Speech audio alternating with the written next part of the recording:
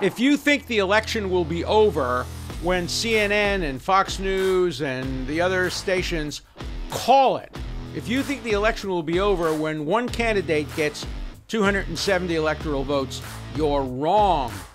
This case is going to court, probably the United States Supreme Court, and it may end up affecting the outcome of the election, particularly if the election turns on Pennsylvania, where President Trump has a plausible argument against counting votes that were received late. You'll hear why on The Durst Show. I predict that today the focus will begin to shift away from counting votes to counting judges. The focus will shift away from places where the counting is taking place to state and federal courts and ultimately to the United States Supreme Court, because I think the election will probably be called today in terms of votes. We don't know which states will go which way, but all the signs are pointing to the fact that Vice President Joe Biden will probably reach the 270, at least according to CNN and Fox News and others. Whether he does it by holding on to Nevada and Arizona, or by winning Georgia, or by winning Pennsylvania, is still unclear as to the 270. But it makes all the difference in the world to the courts and to the likelihood of success in the courts, which states he wins and which states he loses. In other words, to get to 270, it doesn't matter at all whether he gets it through Georgia or whether he gets it through Arizona and Nevada. But whether he has any chance of succeeding in the courts depends almost completely on which states bring him over the 270. I'm talking about Vice President Biden, because Donald Trump will bring lawsuits everywhere he loses. He's made that very, very clear. And his chances of prevailing in the courts vary enormously with which states he challenged. Let me go down the list for you, because this really, really makes a difference. His best shot is in Pennsylvania. If he were to lose the election, if President Trump were to lose the election as the result of the 20 electoral votes in Pennsylvania, and if the margin of victory in Pennsylvania were so thin that the number of mail-in ballots received before the close of Election Day, but counted in the 3 days after the close of Election Day, if that's the margin of victory, then President Trump has a considerable chance, a pretty good chance, of reversing Pennsylvania and reversing the rule that allow a 3-day period beyond the close of the polling on November 3rd, and the 3-day period that the courts, not the legislature, the courts gave the voters of Pennsylvania. Look, I think the courts did the right thing. I think votes should be counted. I have no doubt about that. If a person casts a vote in time, his vote shouldn't be counted because the mail screwed up. What if the mails were screwed up willfully and deliberately, or just accidentally? Why should a person lose the most valuable right you have in a democracy through no fault of their own? If you get the vote in time, how is the vote not counted? Well, let me tell you how the vote's not counted.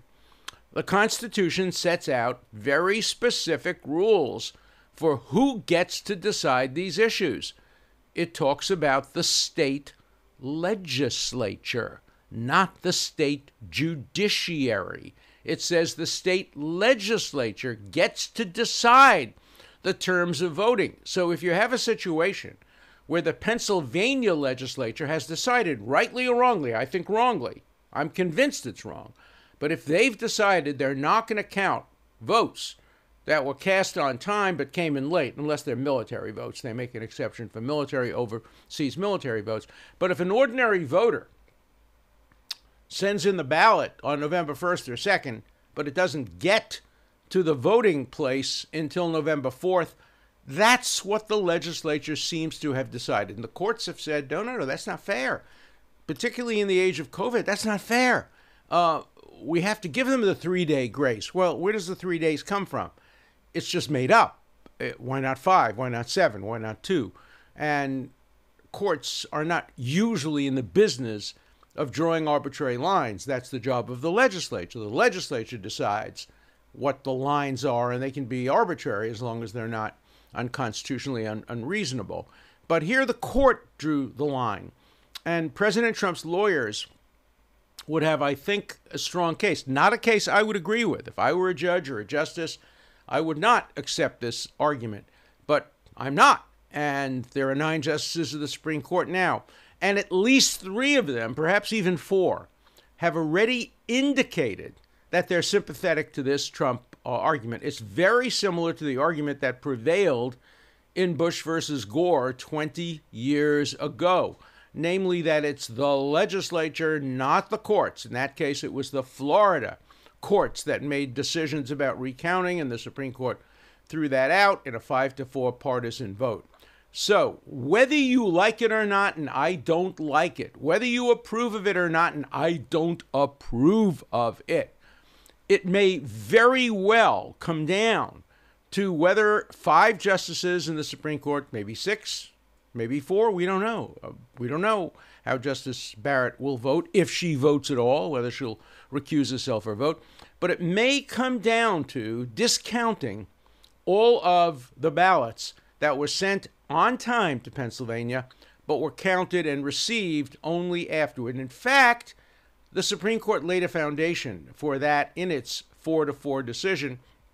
It basically told Pennsylvania, segregate out those votes in case we have to decide that issue later. At least we need to have a factual predicate. We need to know exactly how many votes were cast on time but received late. Now, the number may be just a few hundred, and that would not have probably an impact on the election. But what if the number were thousands and thousands? Remember in Florida, 500 and something votes determined who the next president of the United States would be. Look, this is complicated. This is confusing.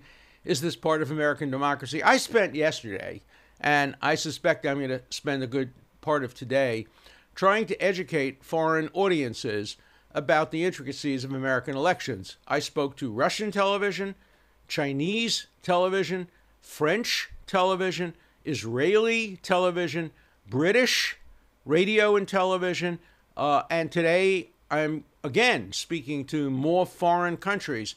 They don't understand our electoral system. They're used to the parliamentary system. That's pretty simple, pretty straightforward, democratic. And usually the person with the most popular votes becomes the prime minister through his party mechanism. In the United States today, Vice President Biden is more than 3 million votes ahead of President Trump in the popular balloting, and nobody cares. That's not what we base our decisions on.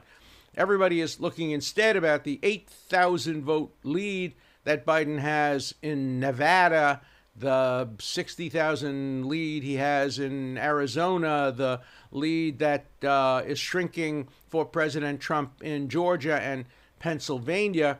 We have to remind ourselves that there's no such thing as a presidential election in the United States. There are 50 state elections, and the states determine how they elect, within reason and under constitutional norms, how they elect the electors. Obviously, they can't prevent a woman from voting. They can't prevent a person under the age of over the age of 18 and 21 from voting. They can't do it based on race. They can't presumably do it based on other invidious factors. But putting those aside, they pretty much get to decide how the election is run, and they pretty much get to decide how votes are counted or not counted, again, subject, as we know from Bush versus Gore, to the Supreme Court.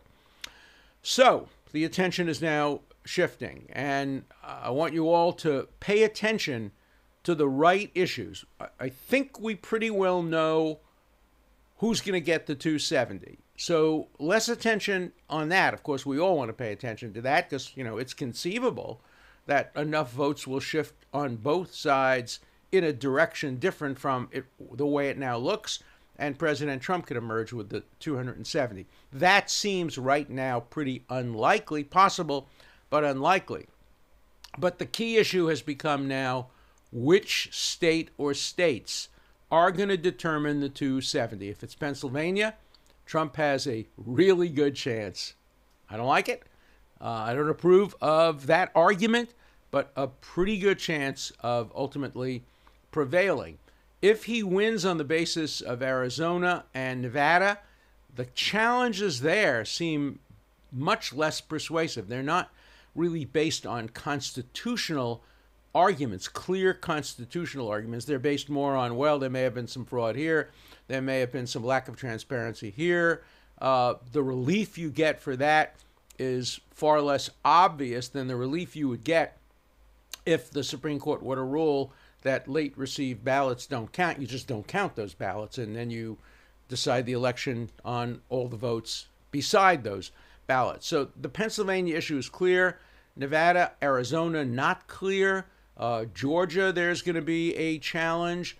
There are going to be challenges even in some other states that we see today are already called. Wisconsin, there's going to be a demand for a recount.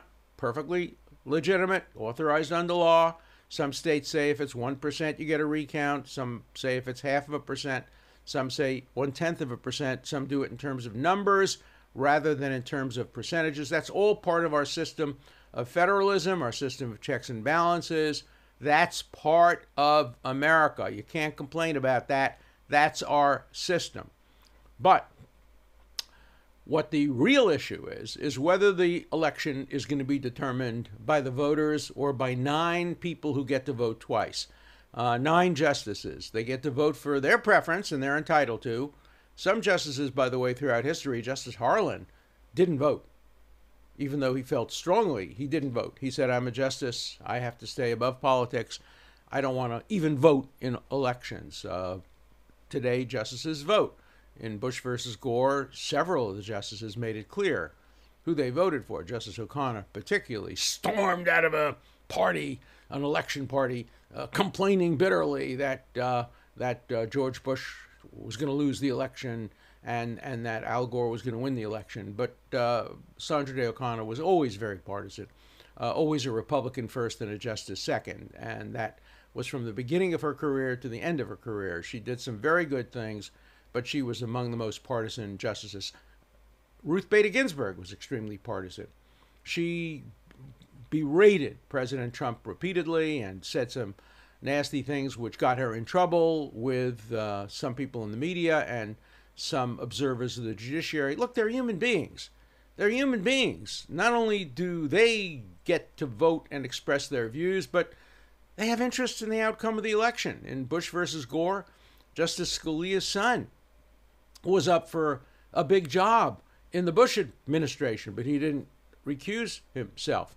We see other factors as well at play, but that's our system. Justices get to decide on their own whether they will recuse themselves or not. Will Justice Barrett recuse herself?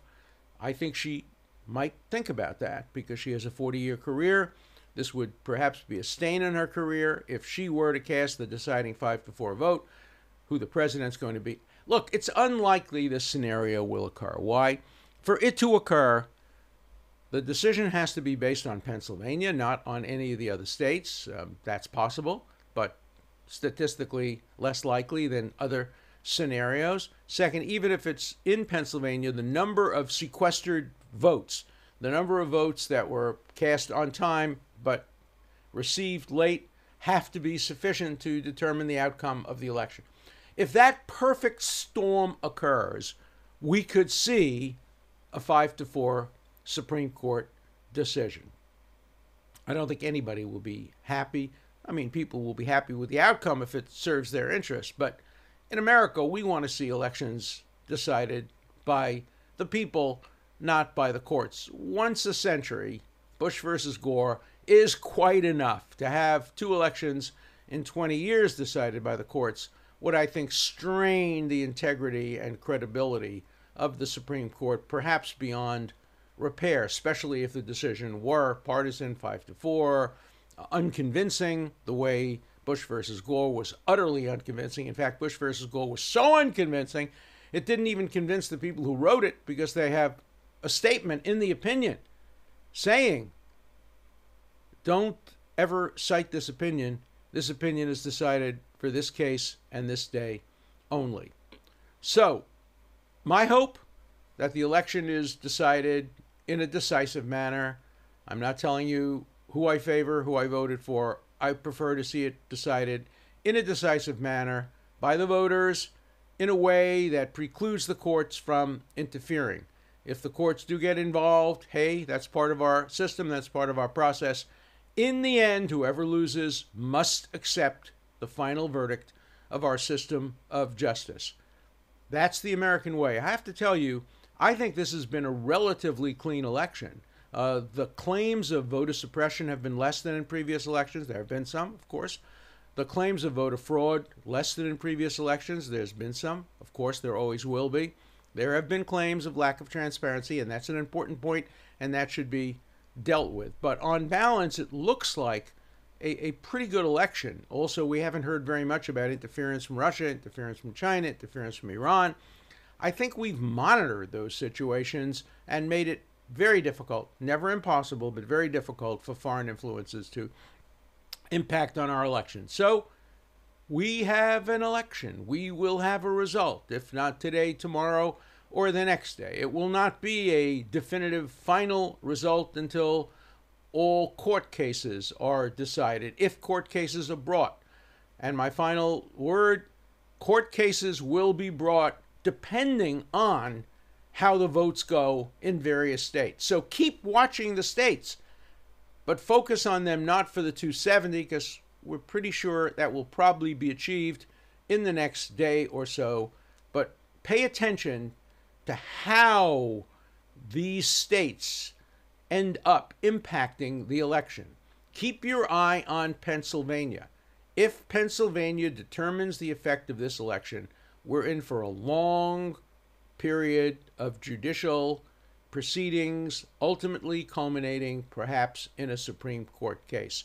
I will follow this like a hawk. You will always get my objective, careful, scholarly, academic, unbiased assessment of the court case. And let me tell you why I will be right and CNN and other networks will be wrong. I will be right because I'm not going to let my personal views impact my legal analysis. And CNN, that's done all the time. Jeffrey Toobin was wrong in practically every prediction and assessment he made about the courts, because he wasn't telling the viewers what the courts will do. He was telling the viewers what he hoped the courts will do. I will never do that.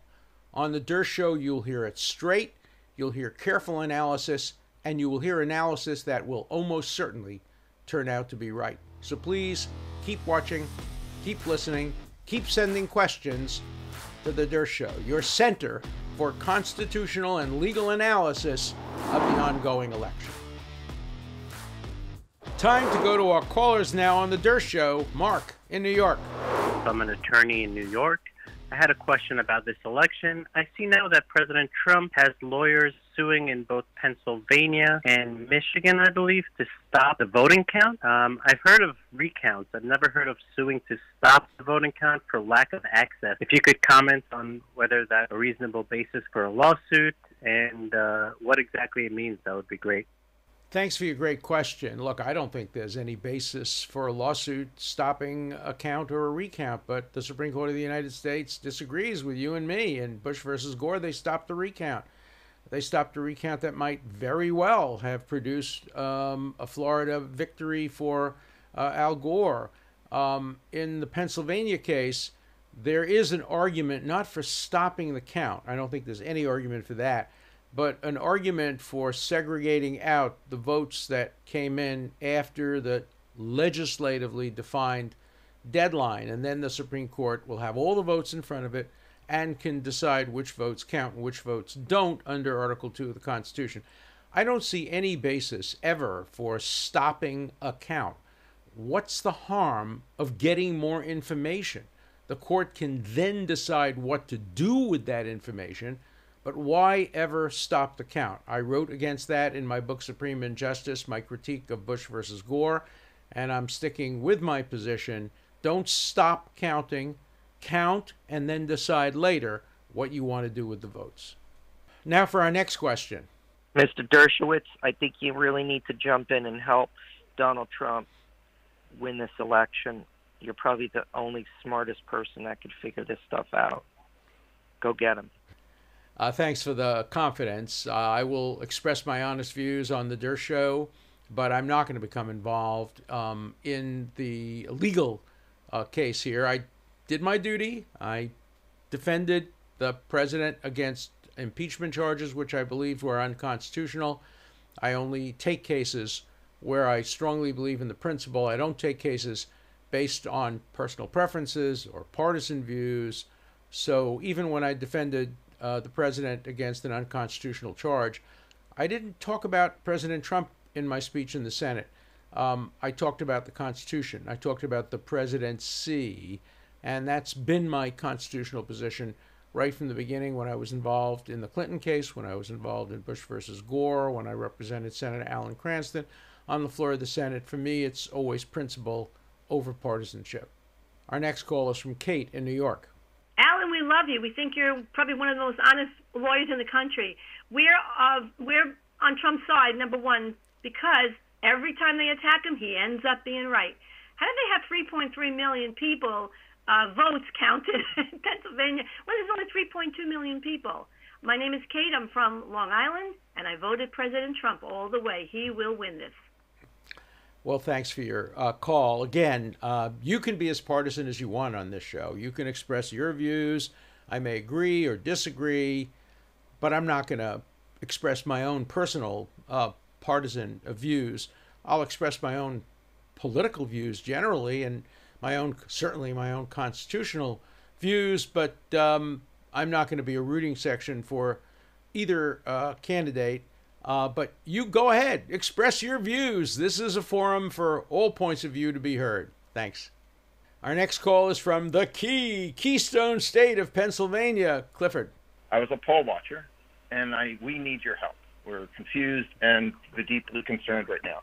So I want your ruling and teaching if any of the following things are legal or constitutional. Please teach us and help us. Love your show, love your intellect.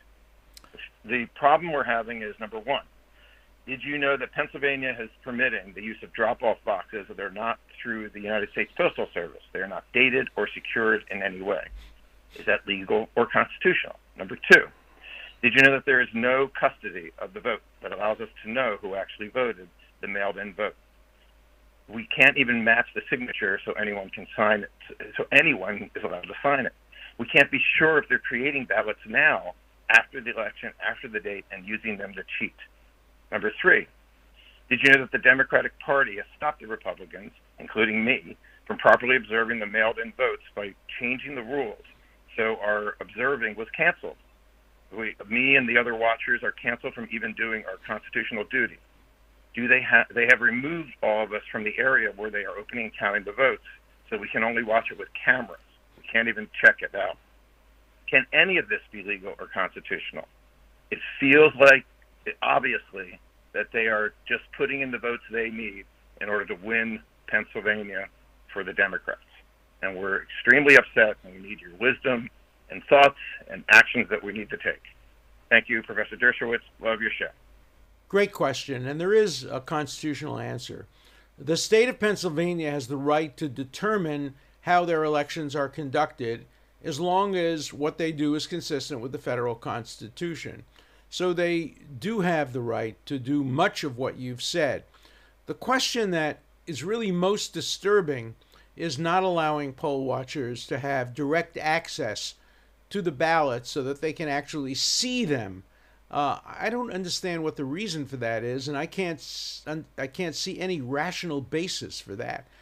And I know that's one of the challenges that's being made. So I do think there is a plausible basis for a legal challenge on that ground. What would the remedy be, though? The remedy would be to take those votes, not to discount them, but to have poll watchers then look at them. As far as drop-off boxes, if the state legislature authorizes them, then it's almost certainly constitutional. It's the state legislature under Article 2 of our Constitution that determines the conditions for voting as long as they're consistent with the federal Constitution. But it's a great question. Our next question is from Gary. I enjoy your podcast. It is both entertaining and educational, and I try to listen to it regularly. My question is as follows. What is your opinion of the following argument? While both the Republicans and Democrats agree in theory that all legitimate ballots should count, due to the unprecedented year and issues regarding the USPS, etc., the current count is tainted, and since there is no one with more than 270 electoral votes at this point, there should be no winner, and the election should go to the House of Representatives for final determination. And how would that work if that were the case? Thank you. A good question. The Constitution does have this fail-safe mechanism for sending the case to the House of Representatives. If you saw Hamilton, the musical, you'll know that Jefferson was elected by the House of Representatives, John Quincy Adams was elected by the House of Representatives, and a couple of other presidents were as well. Now, when the House of Representatives votes, it doesn't vote as the House of Representatives. It votes by state. So there are 50 votes cast, and 26 are required to win, and every state delegation gets one vote. So here's the irony, or the political situation. Right now, the Democrats have a majority, less than they used to, but a majority in the House of Representatives. But the Republicans have a majority of state delegations. So if it went to the House, the Republicans would win the election. The Constitution does not provide for it to go to the House unless there's a deadlock, an inability to get to the 270. That hasn't been reached at this point. At this point, it looks like 270 will be reached. But if for some reason it isn't reached, if, for example, the Supreme Court were to throw out the votes in several states and neither candidate got 270 by the designated date in December for the electors voting, then the case would go to the House of Representatives. And then the issue comes up, which House of Representatives? The outgoing or incoming. And I think it doesn't matter in this case because in both instances, the Republicans have a majority of state delegations to the House of Representatives. I think everybody hopes it doesn't come to that because that really would undercut the democratic nature of elections. I think it's far better for the voters to decide who is the president than for 50 states based on state delegations to the House of Representatives to make that decision. Our next question comes from Ian in New York. I'm calling because I voted yesterday in the New York State presidential elections, and I noticed that the instructions on the ballot were incorrect. The instructions on the ballot instructed all voters to mark the circle to the left of the candidate they wanted to pick for president. And I noticed that if you did that for the Republican side on Trump, you would actually be voting for Joe Biden. Wow. And I was wondering whether or not that would be grounds to call the New York State election results into question. Thank you very much for your show, and thank you very much for having this podcast. It's really wonderful. Well, thank you so much for bringing to the attention of the viewers and listeners the mess up in the New York ballot. I haven't seen it. I obviously like to see it for myself, but it's reminiscent of the butterfly ballot in Palm Beach County, where if you wanted to vote for Gore and Lieberman, you ended up voting for Pat Buchanan. The Democrats should have, or the Republicans, one side or the other, should have noticed that before the election and should have demanded that it be changed. It's very hard to undo an election at this point. I can imagine a circumstance where if the ballot was so messed up that clearly the views of the voters were not reflected in their actual votes, I don't know what the remedy would be. Could you discount all the votes? I doubt that. And it may be that ballots are different in different parts of the state, but you've put your finger on something important. You've called attention to something important. I'd love to hear more about that. If you can send me a copy of that ballot, or I will try to check on the ballot and see if there's any argument that could be made, because clearly votes that were intended for one person and given to another should not be validated. Our final question for today is from Jake in Texas. Just a quick question about how the elections and the novel coronavirus pandemic, which has swept through our state and our country, frankly, and how the election affects how the novel coronavirus plays out. Because obviously, as you know, a lot of the novel coronavirus pandemic was being played up by the media. I mean, obviously, many deaths, but of course, played up by the media. And now that Biden got elected, they're obviously play for the better. You know, they're gonna report and claim that the novel coronavirus is waning down, and the novel coronavirus is becoming more novel. And therefore, I wonder what your take is, and appreciate your podcast, sir. Thank you. Well, thanks for your question. Look, I think we all agree nobody should politicize this horrible plague that we're undergoing. Nobody should use it for partisan purposes. The facts are the facts. We're seeing increases in the virus. We're seeing lots of people, too many people, dying. Hopefully there'll be a vaccine, but we cannot politicize this issue. Whoever is elected president has to appoint the best scientists in the world and has to listen to them. We're going to see a major issue with the rollout of the vaccine, because you're going to see lots of Americans, unfortunately, questioning the vaccine, some refusing to take it. We're going to see all kinds of legal battles about whether you can condition children going to school on whether they've been vaccinated, people going into public buildings. We're seeing the beginning of very, very important legal proceedings about the vaccine. I will cover them all on the Der Show, because this is an issue I care deeply about. I've been writing about medicine and law for 50 years. And so when the issue comes up about the vaccine, is it compulsory, is it not? What are the remedies? What are the issues? You'll be able to get very, I think, expert opinion on this, not only from me, but from my guests on the Der Show. So keep listening, keep watching on the Der Show. You'll never be bored. Please call 24/7. The number is 216-710-0050. Keep your comments short and to the point. Again, the number for you to call 24/7 is 216-710-0050. Hard questions, criticisms, everything's fine. Just keep your questions short, and I'll answer them all on the Der Show.